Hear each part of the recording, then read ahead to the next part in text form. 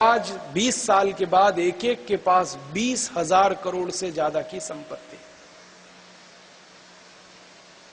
मैं बिना नाम लिए कहना चाहता हूं आपको, आप सब होशियार हैं, तुरंत समझ जाएंगे। महाराष्ट्र में एक नेता है जिसके पास 20 साल पहले फूटी कौड़ी नहीं थी। अगर पुणे से बंबई आना हो तो बस का किराया नहीं था उस नेता के पास। आज उस नेता के पास बंबई से पूना के बीच की हजारों एकड़ और लाखों एकड़ जमीन है, अकेले एक नेता के पास।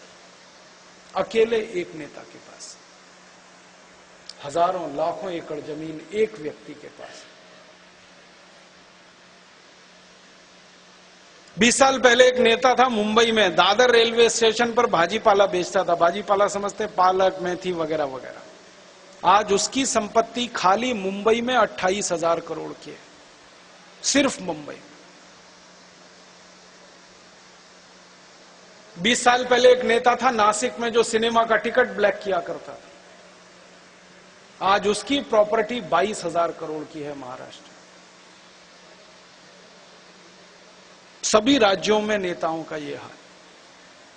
मेरा जन्म उत्तर प्रदेश का है। वहां थोड़े दिन पहले एक अधिकारी पकड़ा गया, सीबीआई के चंगुल में आया, जो उत्तर प्रदेश सरकार का चीफ सेक्रेटरी रह चुका है, अखंड प्रताप सिंह। उसके घर में छापा पड़ा, 480 करोड़ रुपए की संपत्ति निकली।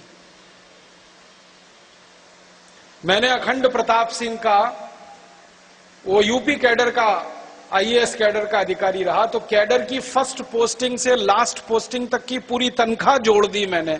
वो 84 लाख रुपए बैठती है, उसके पास 480 करोड़ की संपत्ति कहां से आई? और 84 लाख की जो तनख्वाह बैठती है उसमें बीवी बच्चों का खर्चा, पढ़ने का, पढ़ाने का, रहने का कुछ तो हुआ होगा। अब उसकी संपत्ति 480 करोड़ कहां से बैठती? ऐसे अधिकारी और ऐसे नेता एक दो नहीं है, हजारों में है।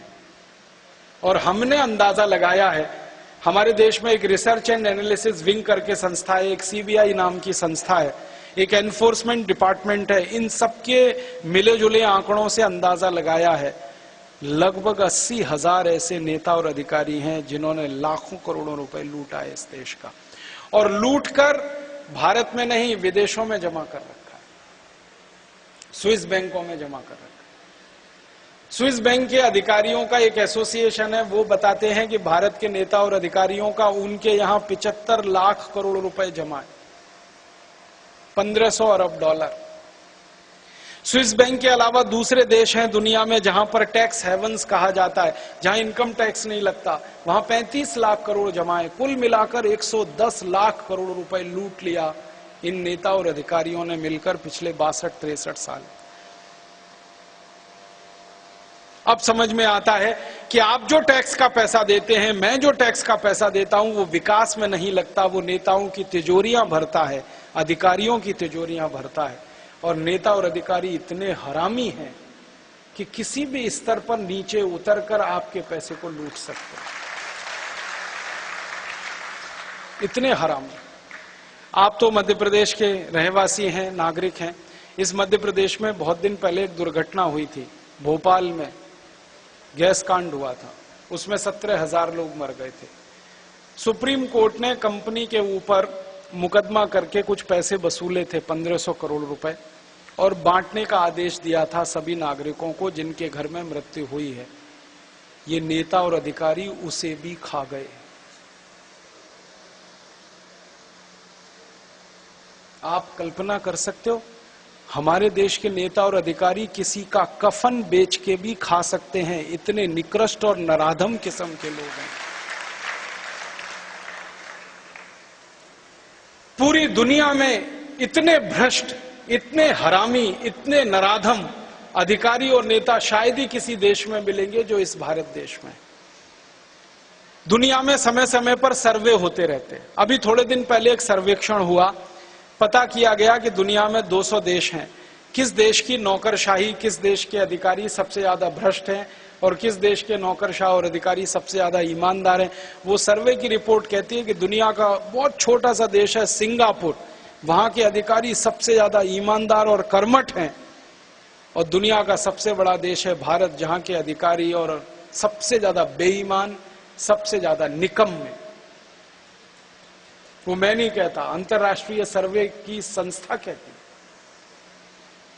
लूट रहे हैं, खसोट रहे हैं इस देश को, ले जाके धन जमा कर रहे हैं विदेशी बैंकों में। अब ये लूट अगर इसी तरह से चलेगी तो देश तो गरीब ही होगा। और देश में नीतियां और कानून अगर ऐसे बनेंगे जो अंग्रेजों के जमाने में थे, तो कुछ लोग तो अमीर हो जाएंगे और अमीर और अमीर और अमीर, और कुछ लोग तो भयंकर गरीब और भयंकर गरीब हो जाए। इसी देश में मुझे बहुत अफसोस है ये कहते हुए, भारत सरकार की कुछ नीतियां हैं। एक नीति का नाम है उदारीकरण, एक का नाम है वैश्वीकरण, एक का नाम है निजीकरण। पिछले 1991 से इस देश में चल रही है। 2009 तक इन नीतियों का क्या असर हुआ है उसका मैं थोड़ा अध्ययन कर रहा हूं, तो पता चला कि इन नीतियों का जो सबसे बुरा असर हुआ है वो ये कि जो अमीर थे वो और अमीर हो गए, जो गरीब थे और गरीब हो गए।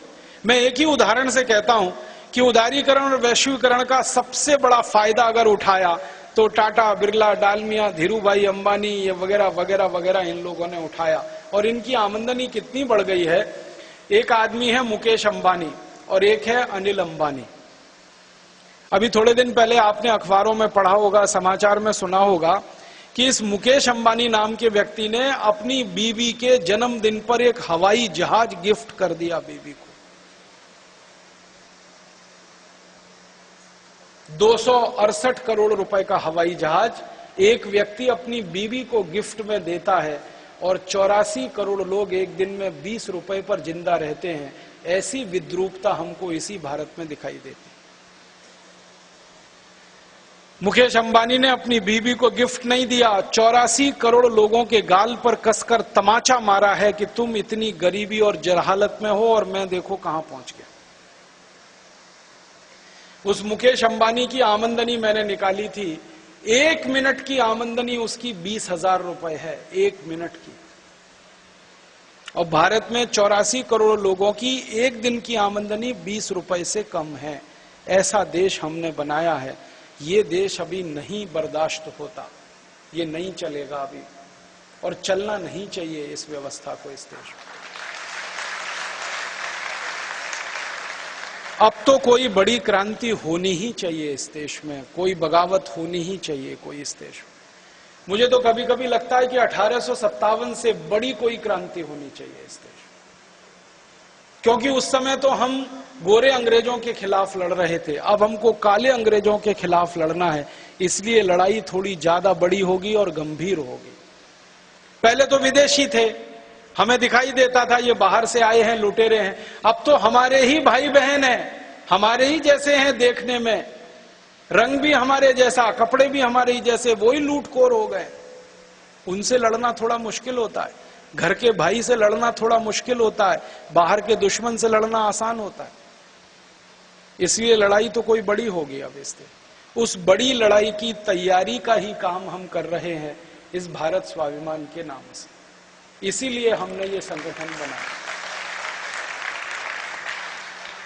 आजादी की लड़ाई हुई 1857 की, 4.5 करोड़ भारतवासी लड़े थे उसमें। हमारी कोशिश है कि 5 करोड़ भारतवासी तैयार हों अब इस नई लड़ाई लड़ने के लिए, कम से कम। इस प्रयास में हम सब हैं। हम लड़ाई लड़ना चाहते हैं। और क्या लड़ाई लड़ना चाहते हैं कि सारी व्यवस्थाओं को बदल देना है जो हमारे देश में अंग्रेजों के समय से चल रही हैं, लूट की व्यवस्थाएं। सबसे पहला काम हम क्या करना चाहते हैं, भारत स्वाभिमान का जो संगठन हमने खड़ा किया है और इसको तेजी से आगे बढ़ाने का प्रयास जो हम कर रहे हैं, उसका पहला काम जो हम करना चाहते हैं वो यही कि 62-63 साल इन काले अंग्रेजों ने जो भारत को लूटा है और भारत का पैसा विदेशी बैंकों में जमा किया है, सबसे पहले इस पैसे को हम वापस लाना चाहते हैं इस देश में। आप बोलेंगे क्या ये हो सकता है? हाँ, हो सकता है, मुश्किल नहीं है, असंभव नहीं है।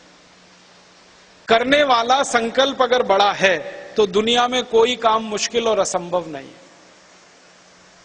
मैंने तो दुनिया के देशों का इतिहास पढ़ा है, एकदम से असंभव लगने वाली चीजें संभव हुई हैं दुनिया में। एक जमाना था